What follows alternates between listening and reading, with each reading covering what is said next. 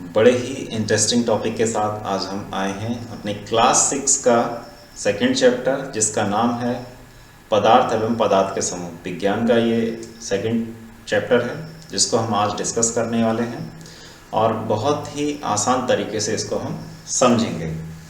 तो चलिए स्टार्ट करते हैं। पहले मैं आपको बता दूं कि इस चैप्टर में हम पढ़ने वाले क्या हैं। जैसे कि चैप्टर का नाम है पदार्थ एवं पदार्थ के समूह। पहले तो हम ये जानेंगे कि पदार्थ एक्चुअल में होता क्या है, किसे कहते हैं पदार्थ, हम किन चीज़ों को बोल सकते हैं कि ये पदार्थ है। ओके, उसके बाद जानेंगे कि पदार्थ का जो वर्गीकरण है वो आवश्यक क्यों है, पदार्थ का वर्गीकरण की आवश्यकता क्यों है, किस लिए है, और किस बेस पर किस आधार पर हम इसका वर्गीकरण कर सकते हैं। वर्गीकरण का मतलब होता है चीज़ों को अलग अलग रखना, अलग अलग कैटेगरी में रखना। जैसे कि आपके यहाँ बहुत सारा सामान है और उसको आप लोग करते क्या हैं कि जो बुक्स हैं उनको अलग रखते हैं, जो किचन का सामान है वो अलग रहता है, बॉक्सेस अलग रहते हैं, कपड़े अलग रहते हैं। तो ये क्या है, अलग अलग कैटेगरी में आपने उनको क्या करा, डिवाइड करा, उनको अलग अलग रखा हुआ है। साथ ही हम लोग ये जानेंगे कि अणु और परमाणु का जो सिंपल सा बहुत ही छोटा सा यहाँ पर पार्ट लेंगे, जो बाकी का हमारी नेक्स्ट क्लास में रहेगा, 7th क्लास में। ओके, तो चलिए स्टार्ट करते हैं। पूरा वीडियो एक बार में ही देख लीजिएगा ताकि पूरा चैप्टर आपके माइंड में एक बार में ही फंस जाए। तो सबसे पहला है कि पदार्थ क्या है। तो देखिए, पदार्थ किसे कहते हैं। बहुत ही ऐसा लगता है कि बहुत ज़्यादा टफ डेफिनेशन, बहुत ही इजी तरीके से हम समझते हैं कि पदार्थ क्या है। विज्ञान क्या कह रहा है, विज्ञान ये बोलता है कि वह वस्तु जो स्थान घेरती है, जिसमें स्वयं का भार होता है, जिसे हम अपनी इंद्रियों से अनुभव कर सकते हैं, वह क्या है, पदार्थ है। अब आप बताइए इसमें नया क्या है। हमारे आसपास जितनी भी चीज़ें मौजूद हैं, आप जिस क्लासरूम में बैठते हैं और अपने घर में भी अगर जो आप बैठे हुए हैं इस समय, तो आपने आसपास देखिए ऐसी कौन सी चीज़ है जो जगह नहीं घेर रही है, ऐसी कौन सी चीज़ है जिसमें स्वयं का कोई भार नहीं है, उसमें कोई वेट नहीं है, और ऐसी कौन सी चीज़ है जिसमें आप अपने सेंसेस का, अपनी इंद्रियों से जिसका अनुभव नहीं कर सकते हैं। आप अपने आसपास देखिए जरा, सारी चीज़ें हैं। इंद्रियों का मतलब क्या है कि हमारे 5 सेंसेस हो गए। सबसे पहले क्या है, हमारा देखना, हमारा मुंह, मतलब कि जिसे हम टेस्ट भी बोल सकते हैं, देखना, सुनना, छूना, टेस्ट करना और सूंघना, ये हमारे क्या है, 5 सेंसेस हैं। क्या हम इन सेंसेस से हमारे आसपास जो सारी चीज़ें मौजूद हैं, क्या हम इससे उनका अनुभव कर सकते हैं, नहीं कर सकते, सब कुछ कर सकते हैं। तो सिंपल सा यही है कि अगर जो हम आसान भाषा में समझें कि इस ब्रह्मांड का जो निर्माण है वो किस तरह से हुआ है, पदार्थ से मिलकर के हुआ है। अब ये बात अलग है कि पदार्थ अलग अलग तरह से होते हैं, हर पदार्थ एक जैसा नहीं है, अलग अलग तरीके के हैं। चलिए उस पर हम आगे चर्चा करेंगे। और अपने आसपास देखिए, आप लैपटॉप से या मोबाइल से वीडियो देख रहे हैं तो आप देख पाते हैं कि ये क्या है, ये भी एक पदार्थ है, क्योंकि इसको हम अनुभव भी कर रहे हैं, इसमें थोड़ा वेट भी है और ये स्पेस को भी घेरता है। आपके पास टेबल, कुर्सी, बेड जिस पे आप सोते हैं, चप्पल आपकी, कुछ भी, ये सब क्या है, एक तरह से पदार्थ ही है। ओके, और एग्जाम्पल्स आपके उसमें से लेते हैं हम लोग, आपकी बुक से जो दिया हुआ है वो कुछ इस तरह से है। जैसे कि यहाँ पर आप देख लें, स्टूल है, मोबाइल, प्लायर जिसकी हम बात अभी कर चुके हैं, कार, हेलीकॉप्टर, मतलब कुछ भी। आप पृथ्वी पे अगर जो हैं, पृथ्वी पर ही हम लोग कुछ भी चीज़ को उठा करके देख लें, वो सारी चीज़ें हमारी क्या हो जाती हैं, पदार्थ ही होती हैं। पेड़ पौधे हो जाते हैं, जो भी जानवर हैं या इंसान हैं, हम लोग भी क्या है, जगह घेर रहे हैं। एटलीस्ट एक यहाँ पर कन्फ्यूजन होता है, अगर जो मैं आपसे पूछूँ क्या हवा भी पदार्थ है, वायु, जी हाँ बिल्कुल, वायु भी क्या है, एक तरह से पदार्थ ही है, क्योंकि गैस जिसको हम लोग बोलते हैं इंग्लिश में, हवा जो है, वायु जो है, वो स्थान घेरती है। कैसे हम लोग पता करते हैं? जैसे कि एक बलून लिया, बलून को हम लोग फुलाते हैं। बलून क्या है? रबड़ का है। रबड़ का बलून है। जब हम उसको फुला रहे हैं तो फुलाने के बाद में क्या हो रहा है? उसके अंदर हवा जा रही है। तो हवा जब जगह घेर रही तभी तो वो फूल रहा है। अगर जो हवा जगह नहीं घेर रही होती तो वो फूलता ही क्यों? फूल ही नहीं सकता, है कि नहीं? जी हाँ। तो वायु भी क्या है? पदार्थ है एक तरह से। ओके, तो ये सारी चीज़ें हैं। आप इसमें एग्जाम्पल्स, और हो सके तो अपने कॉपी पर एक लिस्ट बनाइए जिसमें आप पदार्थों के अपने आसपास, अपने रूम में या फिर अपने घर में या क्लासरूम में मौजूद जितनी सारी चीज़ें हैं उन सभी को नोट डाउन करिए, रखिए। देखिए एक चीज़ और यहाँ पर कि पदार्थ और द्रव्य दोनों एक ही चीज़ें हैं। कन्फ्यूज़न मत होइएगा। कोई आपसे पूछ ले कि द्रव्य क्या है और उसके बाद में पूछे पदार्थ क्या है, तो दोनों एक ही है।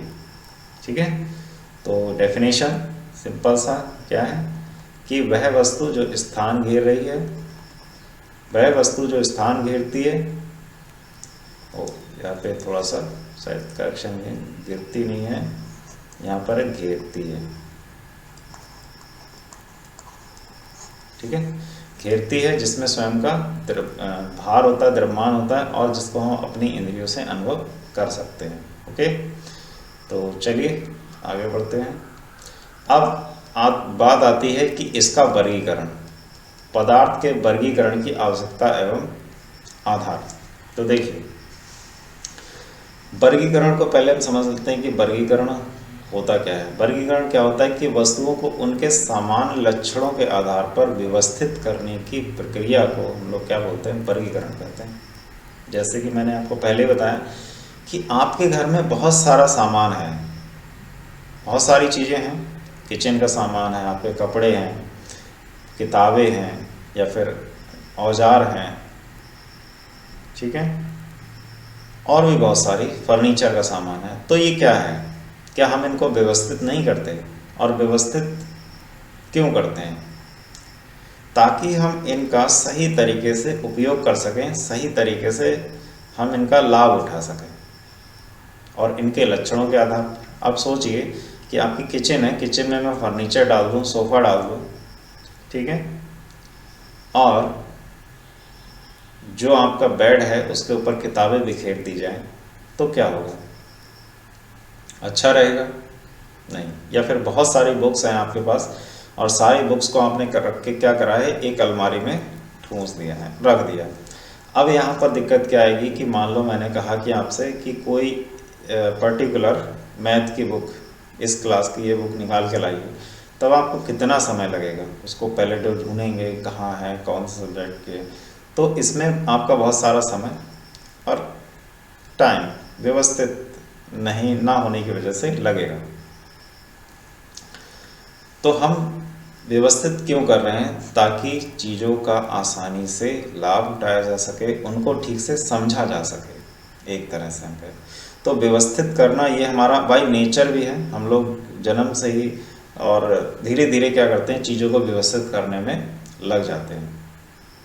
वो बात अलग है कि कुछ लोग व्यवस्थाओं में बहुत ज़्यादा पीछे रहते हैं, लेकिन सभी ऐसे नहीं होते। कोशिश यही रहती है कि हम ज़्यादा से ज़्यादा चीज़ों को व्यवस्थित करके रखें, और ताकि हम आसानी से अपनी लाइफ को थोड़ा सा आसान बना सकें। ठीक है, तो ये होता है इसकी आवश्यकता कि पदार्थ को हम लोग वर्गीकरण की आवश्यकता क्यों होती है।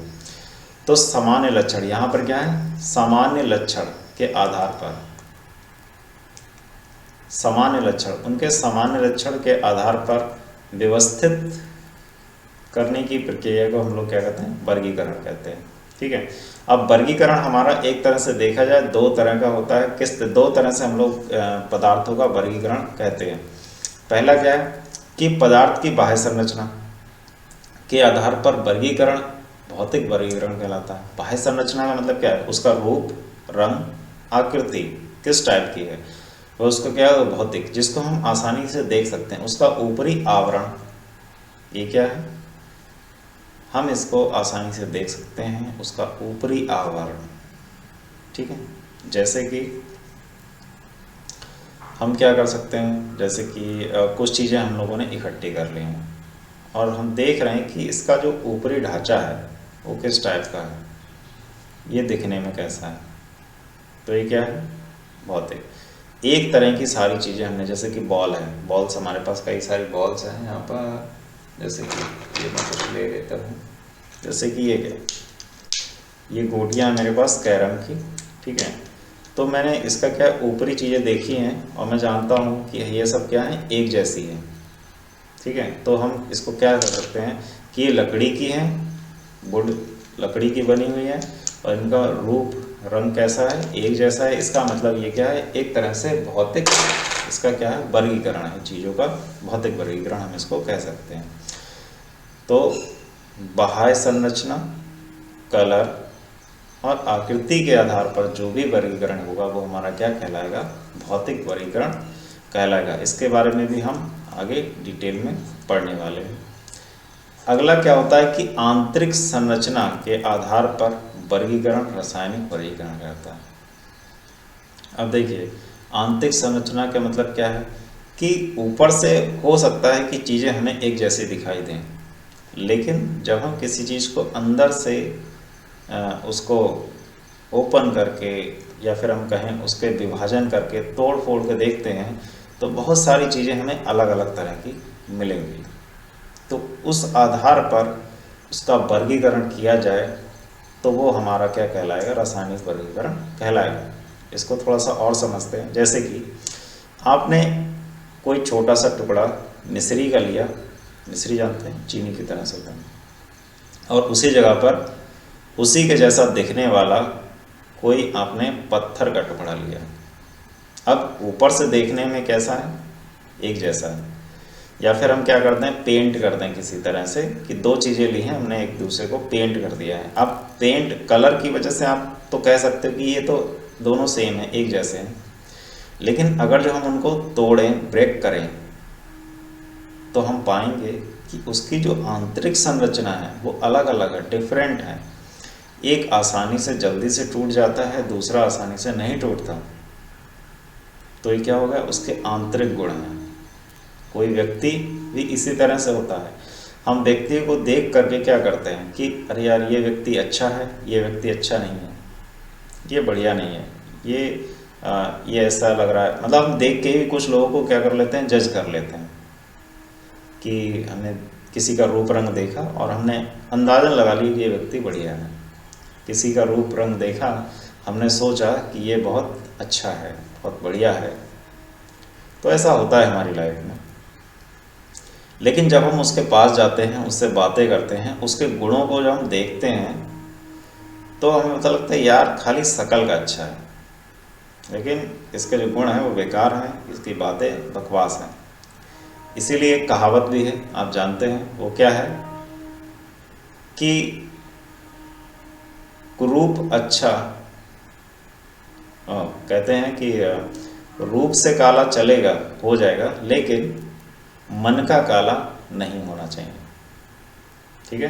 तो कुछ लोग रूप से तो बहुत ही अच्छे होते हैं, लेकिन मन के अंदर से बहुत ही काले होते हैं। तो आंतरिक गुणों के आधार पर हम जिस तरह से चीज़ों का वर्गीकरण कहते हैं वो हमारा क्या कहलाएगा, रासायनिक वर्गीकरण कहलाएगा। ठीक है। तो आप ध्यान रखिएगा कि किसी भी व्यक्ति को, किसी भी कुछ लोग, किन्हीं भी लोगों को आप ऊपर से देखकर ही जज ना करें, पहले उनके गुणों को जानें। ठीक है। चलिए, तो जब हम भौतिक वर्गीकरण की बात करते हैं, अब हम समझेंगे कि भौतिक वर्गीकरण क्या है। तो जब हम भौतिक वर्गीकरण की बात करते हैं तो इससे अंतर्गत हमें तीन तरह की जो पदार्थ हैं वो समझ में आते हैं। वो क्या, ठोस, द्रव और गैस। जैसे कि ऊपर हम देखें कि जैसे कि ये मेरे पास है, ये कॉलिन है, इसके अंदर हम इसको ऊपर से देख रहे हैं अगर जो, तो हमें क्या चीज़ दिखाई देती है, एक चीज़ आती है हमारे मन में, क्या, ठोस है। दूसरा, अभी हम इसकी बात करेंगे, ठोस क्या है, द्रव क्या है, गैस क्या है। ठीक है, इनमें क्या अंतर है इसकी बात करेंगे। और इसके अंदर एक लिक्विड भरा हुआ है जो कि हिलडुल रहा है, तो इसको हमने क्या बोल दिया, ये क्या है, द्रव है। दूसरा, हम देखते हैं अपने आसपास धुआं, कहीं पर कोई आग जल रही होती है, कहीं पर कुछ हो रहा होता है, तो धुआं हो रहा होता है, तो धुआं को हमने क्या बोला है, गैस। अभी हमने केवल क्या करा है, इसको देखा है, इसका रूप देखा है, इसका रंग देखा है, आकृति देखी है, और इसके बेस पर हमने क्या कर लिया, इनको 3 भागों में डिवाइड कर लिया। हालांकि चौथा भी होता है जिसको प्लाज्मा स्टेट बोलते हैं। तो हमने इन 3 चीज़ों को क्या करा, भौतिक सत्यापन से देख लिया, जिसको हम अपनी इंद्रियों से अनुभव किया और देख लिया कि ये दिखने में ऐसा है तो ये ठोस है, ये पकड़ने में ऐसा है तो ये ठोस है, ये छूने में ऐसा है तो ये द्रव है, ये देखने में, इसको महसूस करने में ऐसा है। ऊपर ही ऊपर चीज़ें देखी तो हमने बोल दिया क्या है, ये ठोस, द्रव और गैस। 3 भागों में हमने क्या कर दिया, इसको विभाजित कर दिया। तो इस तरह का वर्गीकरण हमारा क्या हो गया, भौतिक वर्गीकरण। तो हम यहाँ पर एक क्वेश्चन, ये भौतिक वर्गीकरण के अंतर्गत पदार्थ जो होता है कितने प्रकार का है, 4 प्रकार का है। एक प्रकार यहाँ पे लिखा नहीं है तो मैं लिख देता हूँ यहाँ पर, जिसको बोलते हैं हम लोग प्लाज्मा। प्लाज्मा एक प्लाज्मा स्टेट होती है, ठीक है। प्लाज्मा स्टेट के बारे में हम अभी आगे बता देंगे क्या होता है। अगला क्या है कि रासायनिक वर्गीकरण के अंतर्गत हम लोग क्या देखते हैं कि रासायनिक वर्गीकरण के अंतर्गत हम लोग क्या देते हैं कि तत्व,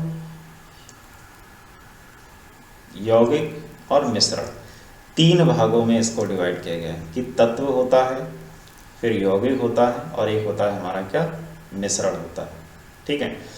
तत्व, यौगिक 7th क्लास में हम लोग जो 3rd चैप्टर है उसमें पढ़ेंगे बहुत डिटेल से, बहुत ही अच्छी तरीके से, ठीक है। अभी हम उसको यहाँ पर डिस्कस करने वाले नहीं हैं क्योंकि हम बुक के ही टॉपिक को कवर कर रहे हैं कि क्या होना है, ठीक है। चलिए अब जानते हैं कि पदार्थों का वर्गीकरण क्या है, किस तरह से, थोड़ा सा देखिए यहाँ पर भी हम इसको डिस्कस कर लेते हैं। जैसे कि भौतिक आधार पर हमने देखा है यहाँ पर क्या होता है, हमारा ठोस है, लिक्विड, गैस, एक प्लाज्मा जिसकी मैं बात कर रहा था, एक और है हमारा 5, ये आपके सिलेबस में नहीं है, बोस-आइंस्टीन कंसिस्टेंट। तो ये हो गया रासायनिक के केमिकल बेसिस के पर क्या, शुद्ध, अशुद्ध, जिसको मिक्सचर ही बोलते हैं। फिर इसमें बहुत सारे तत्व, मेटल, नॉन मेटल, मेटल उपधातु आ गए आपके, कंपाउंड, ऑर्गेनिक और इनऑर्गेनिक, आपका समांगी मिश्रण और विषमांगी मिश्रण। तो ये बहुत सारा है, फिलहाल इतना सब कुछ आपके में नहीं है। जो टॉपिक्स हैं मैंने कहा ना, हम topic wise topic class 8th में जो होंगे 8th को कवर करेंगे और जो 7th में है 7th में। तो अभी हमारे पास क्या है, केवल इनके भौतिक आधार पर है, तो हम इसको कवर करने वाले हैं, ठीक है। चलिए आगे बढ़ते हैं। तो अब जानते हैं कि ये जो ठोस, द्रव और गैस हैं ये एक्चुअल में है क्या। हम कैसे करके पहचानते हैं कि ये ठोस है, ये द्रव है और गैस, और इन तीनों में अंतर क्या है, बहुत ही इम्पोर्टेंट है ये अंतर, मोस्टली पूछ लिया जाता है कि क्या होता है। तो सबसे पहले देखते हैं इसमें क्या है, आकार। आकार के हिसाब से हम लोग किसे बोल सकते हैं कि ये ठोस है, किसे बोल सकते हैं ये द्रव है, और किसे कह सकते हैं कि ये गैस है। तो देखिए सबसे पहला क्या है कि ठोस जो होता है, ठोस का जो आकार होता है वो निश्चित होता है और स्पष्ट सीमाएं होती है। हम इसको बहुत आसानी से समझ सकते हैं कि आकार निश्चित है और सीमाएं कैसी हैं इसकी, निश्चित है। ऐसा नहीं है सीमाएं मतलब लिमिटेशन, जो उसका एरिया है वो जितना एरिया कवर कर रहा है वो एकदम क्लियर, हमें सब क्लियर कट दिखाई देता है कि ये बिल्कुल इतना है, ठीक है। जैसे कि क्या करते हैं, ये मोबाइल है, आकार कैसा है इसका, निश्चित है एकदम। ऐसा नहीं है कि ये अभी ऐसा है उसके बाद में क्या हुआ, ये बढ़ गया 1 घंटे बाद, 15 मिनट के बाद छोटा हो गया, वैसे चेंज नहीं हो रहा है। चाहे हम इसको अपने हाथ में रखें या फिर टेबल पर रखें, कहीं भी रखें, तो आकार इसका हमेशा एक जैसा रहता है, निश्चित है, ठीक है।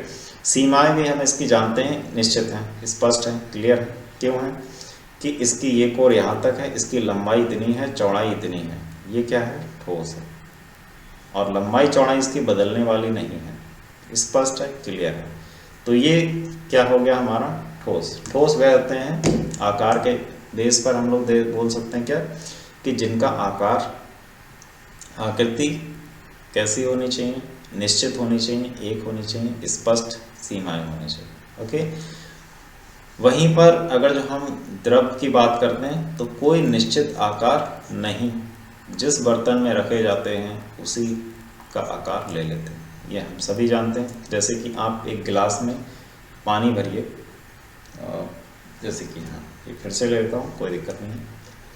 जैसे कि ये क्या है, बोतल में कॉलिन भरा हुआ है, तो अभी इसका जो शेप है आप देख रहे हो, इस द्रव का जो शेप है वो कैसा है, यहाँ से थोड़ा सा चौड़ा है और उसके बाद में ये यहाँ से क्या हुआ, पतला हुआ है। अब इसको मैं गिलास में डाल दूंगा तो इसकी आकृति कैसी हो जाएगी, गिलास के जैसी हो जाएगी ना, बिल्कुल गिलास के शेप की, गोल चौकोर जैसा भी गिलास है उस तरह की। किसी बोतल में डाल दूंगा, किसी थाली में डाल दूंगा, किसी भगोने में डाल दूंगा, तो इसका शेप कैसा हो जाएगा, बिल्कुल चेंज हो जाएगा। तो ये क्या हो गया, हमारा द्रव हो गया, है कि नहीं। तो जिस तरह के बर्तन में डाल दिया जाए उस तरह का ये शेप ले लेता है। नेक्स्ट है, कोई निश्चित आकार नहीं होता। जैसे कि गैस का बारे में हम लोग जानते हैं, कोई निश्चित आकार नहीं है। अगर जो हम यहाँ पर देखने की बात करें, क्योंकि हवा को तो हम देख नहीं सकते, केवल अनुभव कर सकते हैं अपने सेंसेस से, टच सेंस से कि हाँ यहाँ पर हवा है कि नहीं। लेकिन गैस को अगर हम देखने की बात करें तो जैसे कि हम कोई मंदिर में धूप बत्ती या अगरबत्ती लगाते हैं तो देखेंगे होता क्या है कि धुआं वहाँ से निकला और उसके बाद में उसका आकार धीरे धीरे धीरे धीरे बदलता ही जा रहा है, पूरे रूम में फैल गया, पूरे कमरे में, पूरे मकान में फैल गया। तो आकार कोई निश्चित नहीं है, कहीं से कहीं तक निश्चित नहीं है। आप इसको लिमिटेड कर सकते हैं एक बार को, जैसे कि गुब्बारे में मैंने हवा भरी तो अब मैंने थोड़ी हवा भरी है, ठीक, उसके बाद थोड़ी और भरी है, मैंने फोड़ दिया। अब वो जो गैस है वो गैस कहाँ गई, पूरे कमरे में फैल गई। ये हमेशा क्या करती है, अपना आकार चेंज करती रहती है, कोई निश्चित आकार नहीं होता। इसका भी सेम लिक्विड की तरह, लिक्विड में बस इतना है कि किसी ना किसी बर्तन, जिस बर्तन में डाला जाएगा उसका हो जाएगा। लेकिन गैस को क्या हम किस में भर सकते हैं, इसके आकार को हम लोग मेज़र नहीं कर पाते हैं, और भी ज़्यादा नहीं कर, ठीक है। तो नेक्स्ट है आयतन। देखिए आयतन क्या होता है, आयतन का मतलब यह है कि कोई वस्तु कितनी जगह घेर रही है, कितना एरिया को कवर कर रही है, ये उसका क्या है, आयतन है, ठीक है। तो ठोस में जो होता है आयतन कैसा होता है, निश्चित होता है। जैसे कि हम पहले ही देख चुके हैं, ये हमारा जो मान लो मोबाइल है, इसका आयतन कैसा है, निश्चित है। आप इसको तोड़ देंगे, फोड़ देंगे, इसको फोल्ड करके रख देंगे, तब भी अब ये मान लो कि ऐसे ऐसे जगह, लंबे लंबे में जगह नहीं घेरेगा, लेकिन फोल्ड कर देंगे तो फिर इसकी मोटाई बढ़ जाएगी, लेकिन आयतन कैसा रहेगा, निश्चित ही रहेगा, है कि नहीं, सेम रहेगा, उसमें कोई चेंज होने वाला नहीं है, चाहे आप कहीं पर भी इसको रखें।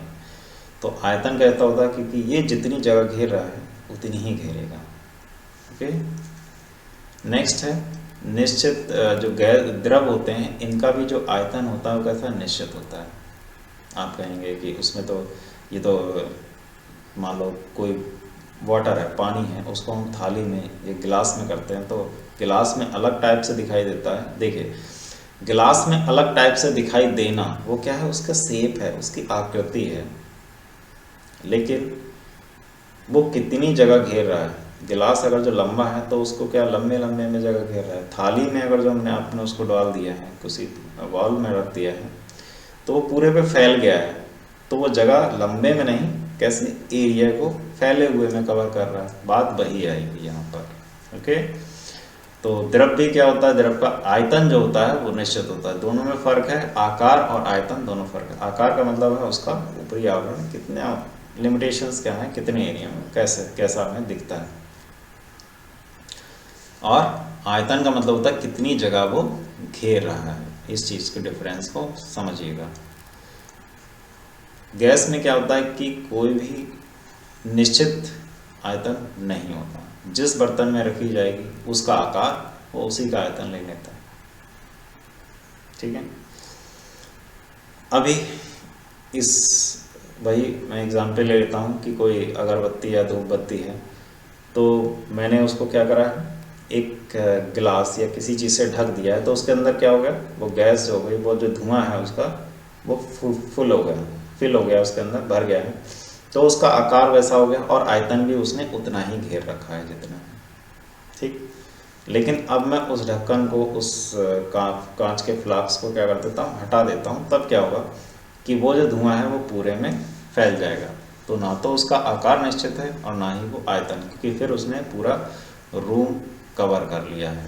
ओके, तो इस तरह से हम इसको देख सकते हैं। इसी तरह से ये जो होता है, आप देखेंगे कि जो बदबू होती है पूरे रूम में फैल जाती है। इसके बहुत सारे एग्जाम्पल्स ऐसे भी हम लोग ले सकते हैं कि जो परफ्यूम होता है या रूम फ्रेशनर होते हैं। रूम फ्रेशनर में क्या होता है कि रूम फ्रेशनर में क्या किया कि थोड़ा सा कहीं पर हमने डाल दिया, थोड़ा सा रूम फ्रेशनर डाल दिया और वो पूरे रूम को महका देता है अच्छे से। होता है कि नहीं? क्यों? क्योंकि उससे जो उसका वेपराइजेशन हो रहा है वो पूरे रूम में फैल रहा है। जितने एरिया में वो जा सकता है उतने एरिया में जाएगा, दूर तक उसकी स्मेल आएगी। रात की रानी का पेड़ आप जानते होंगे। पेड़ तो कहाँ पर है? पेड़ तो एक जगह पर है, लेकिन उसकी स्मेल बहुत दूर तक, जिधर की हवा चल रही है वहाँ तक जाती है, क्योंकि वो पूरे में क्या होती है? फैलती है। ना तो उसका आयतन कोई निश्चित है और ना ही उसका आकार निश्चित है। ओके, चलिए अच्छी बात है, उम्मीद है समझ में आ गया होगा। नेक्स्ट हम लोग देखते हैं क्या? तरलता। तरलता क्या होती है? तरलता का मतलब क्या होता है कि किसी चीज़ का बहना, फ्लो में बहना। बहना जैसे हवा बहती, फ्लो। पानी को हम लोग डाल देते हैं तो वो बह जाता है, इसको बोलते हैं बहना। नदी होती है, बह रही होती है, गंगा नदी बह रही है जैसे कि वहाँ पर। दृढ़ होते हैं, बहते नहीं हैं। देखिए, बहते नहीं हैं। ठोस है अगर जो, तो आप जानते हो कि ठोस नीचे गिर गया, मान लो कि आपके हाथ से छूट के मोबाइल नीचे गिर गया, तो मोबाइल क्या होगा? बहता चला जाएगा, कहीं पर सरक जाएगा नाली में? नहीं जाएगा ना, जहाँ गिरा है वहीं रहेगा। ठीक है, तो ये बहते नहीं हैं। अगला है जो द्रव की कंडीशन क्या होती है कि ये बह जाते हैं। आपके हाथ में पानी है, पानी का गिलास छूट गया है, वो टूटेगा नीचे और जो पानी होगा वो बहना शुरू हो जाएगा। एक जगह पर नहीं रहेगा, वो जिधर भी उसको ढाल मिलेगा उधर साइड में वो फ्लो करेगा, बह जाएगा। और हवा की तो बात ही मत करो, हवा को तो हम लोग वैसे भी नहीं रोक सकते हैं। तो हवा भी क्या होती है? फ्लो करती है, बहती है। आप देखते ही हो हवा बह रही है, कहते हैं हवा बह रही है। पानी बह रहा है, हवा बह रही है। ठीक है, हम लोग भी नहीं बहते हैं। अगला है कणों के बीच आकर्षण बल। कणों के बीच का आकर्षण बल कैसा होता है? अधिकतम होता है, बहुत ज़्यादा अधिकतम होता है। किसमें? ठोस में। ठोस जैसे कि अब देखिए आगे हम लोग अणु और जब परमाणु पढ़ेंगे तो हम जानेंगे इस चीज़ को कि ये आकर्षण बल कण कहाँ से आ गए। ठीक है, तो छोटा सा यहाँ पर समझ लीजिएगा, वहाँ पर भी हम बात कर लेंगे। कोई भी चीज़ जो होती है वो छोटे छोटे कणों से मिलकर के बनी थी, बहुत ही बारीक बारीक। ठीक, जैसे कि रेत होती है, रेत छोटे छोटे कणों से मिलकर के बनी। ठीक, उसको मिला दिया जाता है तो एक पत्थर का गोला बन सकता है। चौक होती है, चौक आपने देखी होगी। चौक में क्या था? चौक को आप घिसिए तो बहुत ही छोटे छोटे पार्टिकल्स, बहुत ही छोटे छोटे पार्टिकल्स आपको मिलेंगे। तो वो चौक के ही तो हैं। मतलब चौक किससे बनी थी? वो छोटे छोटे पार्टिकल से मिलकर के ही बनी थी। तो वही क्या है? उसके कण हैं। तो हम ऐसे बोल सकते हैं कि हर एक चीज़ क्या है? छोटे छोटे कणों से मिलकर के बनी है। तो इन कणों के बीच में जो आकर्षण वाला है, मतलब कि ये जो कण हैं एक दूसरे को कितनी मजबूती के साथ आकर्षित करे हुए हैं, बिल्कुल जकड़े हुए हैं। ठीक, तो ठोस में क्या होता है कि अधिकतम होता है। इनके बीच का आकर्षण बल क्या है? एक दूसरे को बिल्कुल टाइटली बॉन्डेड कर रखा है। द्रव में क्या होता है कि ये जो इसके द्रव के जो कण होते हैं वो ठोस की अपेक्षा थोड़े कम होते हैं, इसीलिए इनमें क्या होता है? फ्लो होता है, क्योंकि एक दूसरे को बिल्कुल पकड़े हुए नहीं हैं। लेकिन आप देखते हैं कि पानी में जो इनके आकर्षण वाले एक दूसरे को पकड़े तो होते हैं, लेकिन ठोस की अपेक्षा नहीं होते हैं। जो पानी फ्लो कर रहा होता है वो एक धारा में ही जाता है, जिधर उसको ढाल मिले उधर जाए। ऐसा नहीं है कि एक ने बोल दिया कि तू उधर जा भाई, मैं इधर जा रहा हूँ, मैं तो ऊंचाई पे जाऊँगा तू नीचे जा। नहीं, ऐसा नहीं होगा। केवल हाथ से हाथ इस तरह से हल करके जो ह्यूमन चैन बनती है ना, उस टाइप से पकड़ रखा है। बोले कि एक मैं जा रहा हूँ, तू भी आ धीरे धीरे पीछे पीछे, वो अलग नहीं जाते हैं। और जो गैस है इसमें तो बात ही मत करो, क्योंकि गैस के जो आकर्षण बल होता है बहुत ही कम होता है, नगण्य के माफिक। ये हमेशा अपनी जो दीवारें होती हैं जिसमें ये बॉन्डेड होते हैं उसमें हमेशा ही क्या करते हैं, स्ट्राइक करते रहते हैं ताकि ये उस दीवार को तोड़ करके बाहर जा सके। इसीलिए एक बैलून होता है जो गुब्बारा होता है, उसमें हल्का सा भी छेद कर दिया जाए तो होगा क्या कि वहाँ से हवा एक साथ बाहर निकलती है और आवाज़ आती क्या, धाम धूम, जो भी है जिस टाइप का। ओके, तो इसके कणों के बीच में आकर्षण बल बिल्कुल नहीं होता है। और सभी चीज़ें, कणों की स्थिति क्या होता है, बहुत पास पास होते हैं, वही चीज़ है। रिक्त स्थान बहुत कम होता है, आकर्षण बहुत अधिक होता है। अगली है संपीड़ितता, कंप्रेसिबिलिटी। कंप्रेसिबिलिटी की किसी चीज़ को हम कितना दबा सकते हैं, तो ठोस को हम कितना दबा सकते हैं भाई, बिल्कुल नहीं दबा सकते। दबा सकते लेकिन बहुत ज़्यादा प्रेशर, नगण्य हम लोग जिसको मानते हैं, जैसे कि कितना हम इसको प्रेस करके दबा सकते, टूट जाएगा भाई, टूट जाएगा, ये दबेगा नहीं। ठीक है, पानी, पानी को हम दबा सकते, बिल्कुल दबा सकते हैं। एक कोई भी लीजिए, बाल्टी भर लीजिए, उसके अंदर हाथ डालिए, उसको आराम से हम दबा सकते हैं। वो बात अलग है कि वो फिर से अपना जो शेप है वापस ले लेता है, तो हम उसको दबा सकते हैं। उसी तरह से गैस है, गुब्बारे में गैस भर लीजिए और आप आराम से उसको दबा सकते हैं, छोड़ सकते हैं, दबा सकते हैं, छोड़ सकते हैं। तो ये क्या होगा, संपीड़ितता हो गई। 7 है हमारा विसरण। विसरण का मतलब ये है कि जो ठोस है दूसरे ठोस के पदार्थ से विसरित नहीं होता। ठोस अलग है, जैसे कि दो ठोस हैं, मान लो कि एक ये हो गया और ये मेरे पास क्या है, एक रिमोट है, ये आपस में क्या मिक्स हो सकता है, नहीं हो सकता है।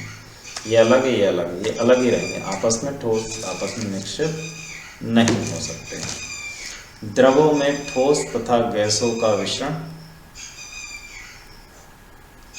द्रवों में ठोस तथा गैसों का मिश्रण होता है।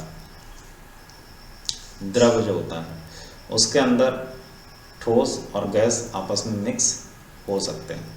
कैसे करके हो सकते हैं, देखिए, जैसे कि शुगर है, सॉल्ट है, नमक है, क्या है, ये आपस में पानी के अंदर हम घोल सकते हैं, तो एक दूसरे में मिक्स हो सकते हैं, जानते हैं बहुत आसानी से, होता है कि नहीं। या फिर कोई भी ऐसी चीज़ हम लोग ले सकते हैं जो पानी में क्या हो जाती है, घुल जाती है।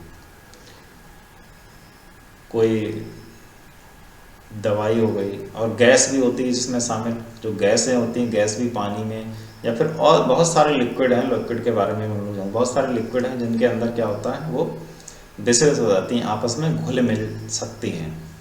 ठीक है, और गैस का अन्य गैसों के साथ विसरण तीव्रता के साथ होता है। जैसे गैस में दूसरी गैस बहुत आसानी से मिल जाती है, एक हाइड्रोजन ले लो, एक नाइट्रोजन ले लो, आपस में एक ही चीज़ में चैम्बर में रख दो या एक ही बर्तन में रख दो, किसी में एक ही चीज़ से के अंदर रख दोगे तो वो आपस में बहुत आसानी से मिल जाएगी। एक बदबू ले लिया, एक खुशबू ले लिया, दोनों आपस में मिक्स कर लो, कभी खुशबू आई कभी बदबू आएगी, तो ये क्या है, बहुत आसानी से चीज़ों का मिश्रण हो जाता है। ठीक है, चलिए, तो ये डिफरेंस है इनके गुणों के आधार पर कि हमने किस किस तरह से चीज़ों को भौतिक, ये क्या है, एक तरह से भौतिक बेस है, फिजिकल बेस पर जो पदार्थ हैं उनको कैसे अलग अलग किया गया है। ठीक है, तो अब जानते हैं कि किसके, और आगे क्या है कि जल में घुलनशीलता के आधार पर, तो बहुत ही सिंपल है कि जल में घुलनशीलता के आधार पर क्या है, किसी द्रव में, जैसे पानी, टाइप करने वाले हमारे ऐसे घुलने वाले पदार्थ को घुलनशील या विलय पदार्थ कहते हैं। इसी प्रकार देखिए, केवल पानी ही नहीं है, द्रव में तो बहुत सारी चीज़ें आती हैं। किसी द्रव में, जैसे कि पानी यहाँ पर बोल रखा है, तो हम बता दें आपको, किसी भी द्रव में, कोई द्रव है जैसे कि आपका मिट्टी का तेल हो गया, पेट्रोल हो गया, डीजल हो गया, कोई तेज़ाब भी हो सकता है, तो ये सब क्या है, सारे द्रव हैं। ठीक है, इनमें कोई भी पदार्थ क्या होता है, घुल जाता है। जैसे पानी में चीनी घुल जाती है, नमक घुल जाता है, तो जो पदार्थ घुल गया है वो क्या हो गया, विलय। वो पदार्थ क्या हो गया, विलय हो गया, उसके अंदर घुल जाता है, तो इसको क्या बोलते हैं, विलय पदार्थ बोलते हैं। इसी तरह से किसी द्रव में जो पदार्थ आसानी से नहीं घुलते या घुलते ही नहीं हैं उनको क्या बोलते हैं, अघुलनशील पदार्थ बोलते हैं। तो कोई भी ऐसे हम लोग ले सकते हैं, जैसे घुलनशील पदार्थ हम लोग कौन कौन से हो सकते हैं, जैसे कि आपका नमक हो गया, ठीक है, चीनी है और मिश्री हो गया। तो ये क्या है, घुलनशील पदार्थ है। बहुत आसानी से तो हम बता सकते हैं उसको कि कौन सा घुलनशील है, कौन सा घुलनशील नहीं है। अपने आसपास में भी ऐसी चीज़ें आपने देखेंगे, तो उनकी लिस्ट हम लोग बना सकते हैं इसको आसानी से। अघुलनशील में कौन सा है, जैसे कि लकड़ी का बुरादा हो गया, लोहे की छीलन हो गई, या खुद रेत हो गया, ये पानी में नहीं घुल सकता और भी किसी चीज़ में आसानी से नहीं घुलते हैं।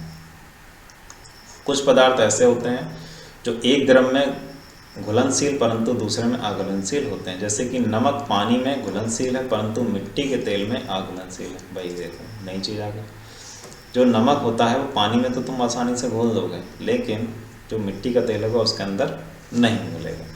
तो इस बेस पर भी क्या करा गया है, पदार्थों को अलग अलग किया गया है कि जल में कौन सा घुल जाएगा, कौन सा जल में नहीं घुलेगा, तो इसको भी अलग अलग बनाया गया है। अगले देखते हैं क्या है, पारदर्शिता के आधार पर। देखिए पारदर्शिता का मतलब क्या होता है, किसी जिस चीज़ के आर पार देखा जा सके, जिस चीज़ के आर पार देखा जा सके।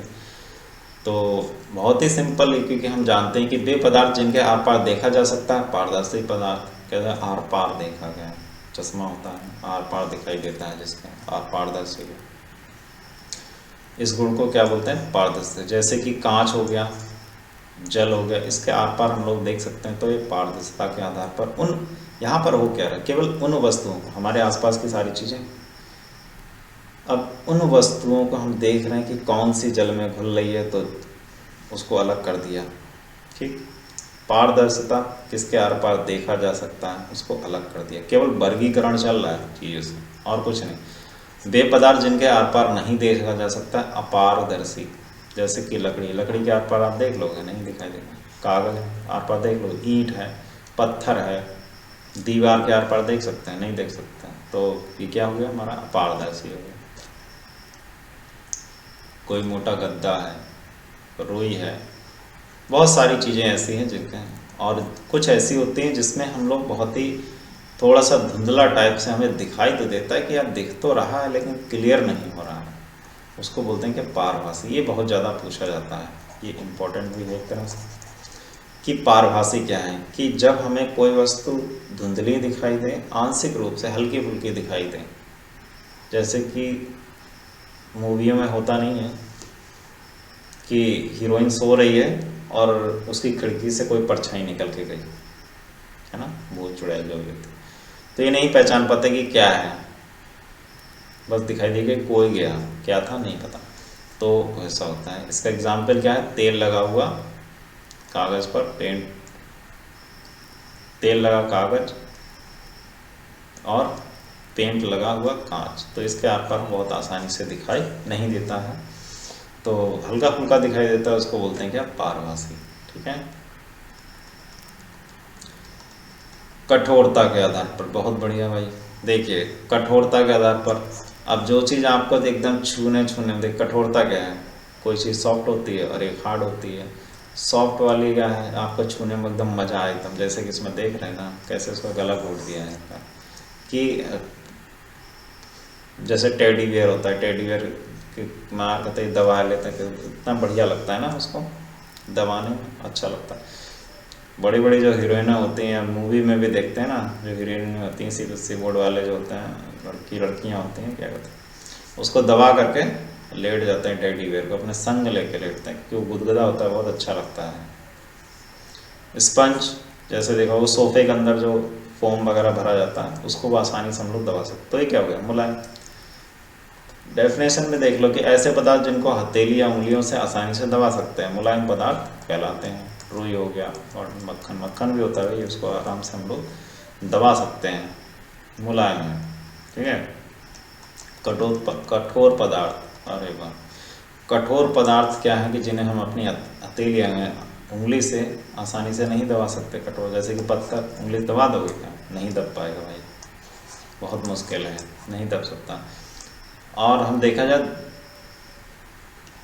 धातुओं में सबसे कठोर जो है वो क्या है? हीरा।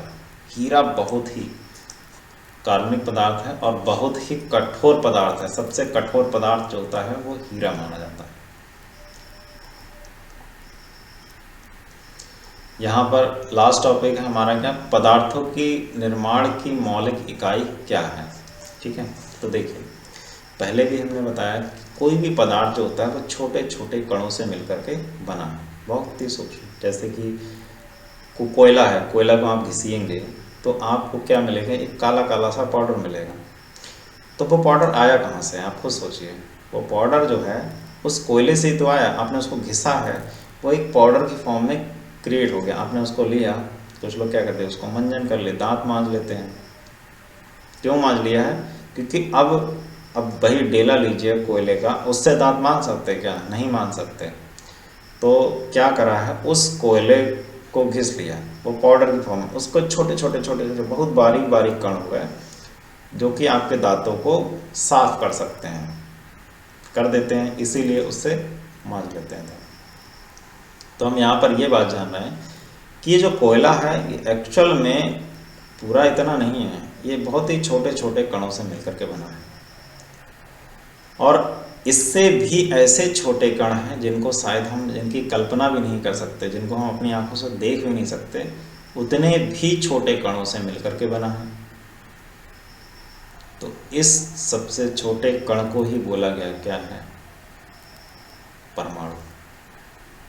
ठीक है, तो कोई भी वस्तु भिन्न, जब हम किसी भी वस्तु के छोटे छोटे छोटे छोटे टुकड़े करते हुए चले जाते हैं, बिल्कुल छोटे छोटे छोटे।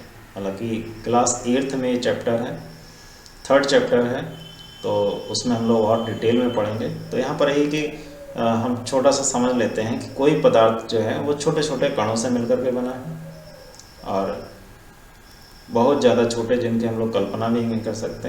तो वो क्या है? एक तो हमारा अणु और दूसरा है क्या? परमाणु। इनसे मिलकर के कोई पदार्थ बना होता है। ठीक है, तो अणु और परमाणु की डेफिनेशन बहुत इंपॉर्टेंट है, ये इसको आप लोग नोट भी कर लेंगे। ये वीडियो ये जो पीपीटी है मैं डिस्क्रिप्शन में डाल भी दूंगा। इसमें क्या है कि पदार्थ का सूक्ष्म कण जो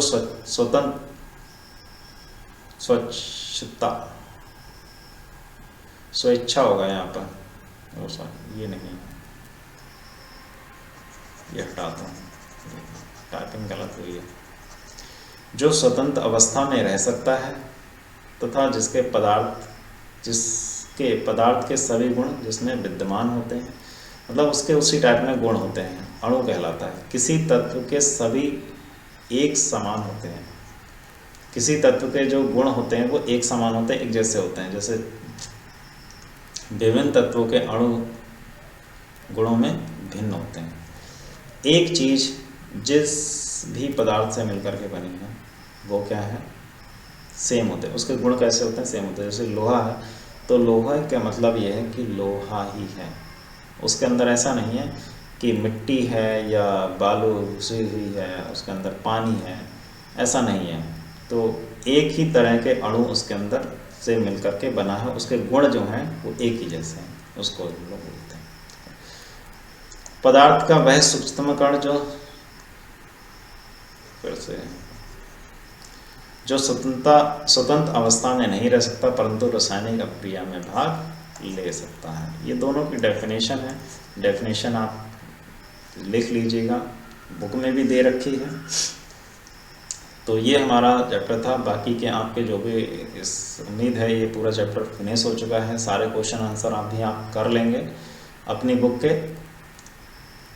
तो नेक्स्ट हम लोग जो हमारा टॉपिक है, नेक्स्ट जो चैप्टर है उसको हम लोग आगे डिस्कस करेंगे। उम्मीद है इतना पूरा आपको समझ में आया होगा, सारी चीज़ें मैंने ली हैं। फिर भी कोई हो तो आप कमेंट में लिख दीजिए, कमेंट में हम उसको आपके डाउट्स को और ज़्यादा क्लियर करने का अगले वीडियो में प्रयास करेंगे, उसको भी साथ में ले लेंगे जो भी टॉपिक्स होगा। ठीक है, चलिए धन्यवाद, इसको शेयर करिएगा और चैनल को सब्सक्राइब नहीं किया है तो सब्सक्राइब भी कर लीजिएगा, क्योंकि हम serial bye serial math, science और हिस्ट्री के सभी टॉपिक्स को, सभी चैप्टर्स को कवर करने वाले हैं। Okay, thank you.